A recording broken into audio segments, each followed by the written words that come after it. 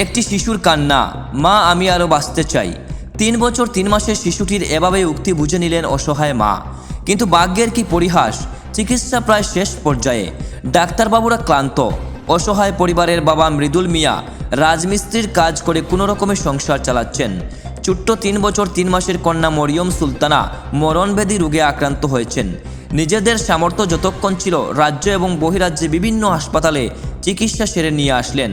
পরবর্তী সময়ে এলাকার জনগণের সহযোগিতায় এবং নেতৃত্বের সহযোগিতায় কিছুটা হলেও চিকিৎসা করতে পেরেছেন।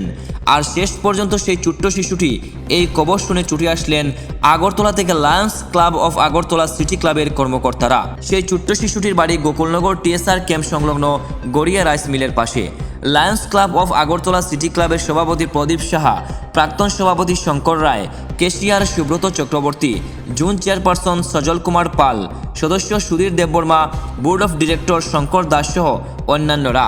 শনিবার এই ছোট্ট শিশুটির পাশে দাঁড়িয়ে ক্লাবের কর্মকর্তারা বলেন, সকলে এগিয়ে আসুন, সেই ছোট্ট শিশুটির পাশে দাঁড়ান। জীবনের শেষ পর্যন্ত যুদ্ধ চালিয়ে যাচ্ছে সেই ছোট্ট শিশুটি, আপনারা সাহায্যের হাত বাড়িয়ে দিন। একদিন ছোট্ট শিশুটি ভগবানের কৃপায় বেঁচে উঠতে পারবে। গোকুলনগর টিএসআর ক্যাম্প সংলগ্ন গড়িয়া রাইস মিলের পাশে মৃদুল মিয়ার কন্যা দীর্ঘ প্রায় 1 বছর যাবৎ মরণব্যাধি রোগে আক্রান্ত হয়ে আসছে। মৃদুল মিয়া বর্তমানে অসহায় হয়ে পড়েন তার ছোট্ট শিশুটির চিকিৎসার জন্য। সকলেই এগিয়ে আসলে সকলের প্রতি তিনি আবেদন রাখেন। এদিকে শনিবার Lions Club of Agartala city কর্মকর্তারা সেই ছোট্ট শিশুকে আর্থিকভাবে সাহায্য করেন এবং তাকে বিভিন্ন খেলনা এবং খাবার দিয়ে সাহায্যের হাত বাড়িয়ে দেন। আজকে আমরা এখানে গোকুলনগর একজনের বাড়িতে এসেছি। ভদ্রলোক বাড়িতে নেই, উনি ডেইলি ওয়েজেস ওয়ার্কার, উনি বাইরে আছেন। তো আমরা প্রাইমারিলি এসেছি Lions Club of Agartala city. আজকে আমাদের একটা ডিস্ট্রিক্ট লেভেলের যে পেডিয়াট্রিক ক্যান্সার পেশেন্টসদের সাপোর্ট করার সেই উদ্দেশ্যে আমরা আজকে এসেছি। এই যে বাচ্চাটা আপনারা দেখছেন, ওর বয়স হচ্ছে 3 বছর এবং ও ব্লাড ক্যান্সার হয়ে আছে। 2 বছর বয়সে ওর ব্লাড ক্যান্সার ধরা পড়েছিল এবং সাবসিকুয়েন্টলি বাচ্চাটার কেমোথেরাপিও হয়েছে।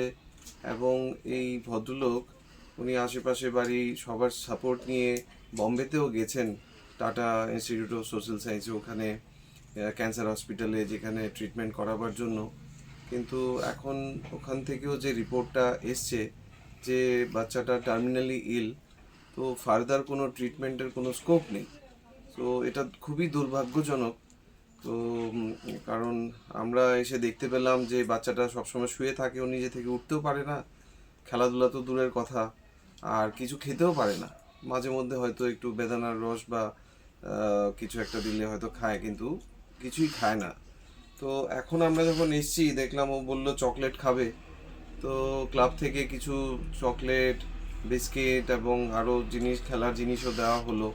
তো আমাদের আজকের উদ্দেশ্য হচ্ছে যে এই বাচ্চাটাকে একটু খুশি রাখা, সাপোর্ট করা এবং এই ফ্যামিলিটাকেও সাপোর্ট করা। ফ্যামিলিটাও গত 1 বছর ধরে অনেক চাপের মধ্যে রয়েছে। ফাইন্যান্সিয়াল তো আছেই, তাছাড়াও একটা মানসিক চাপ তো থাকে।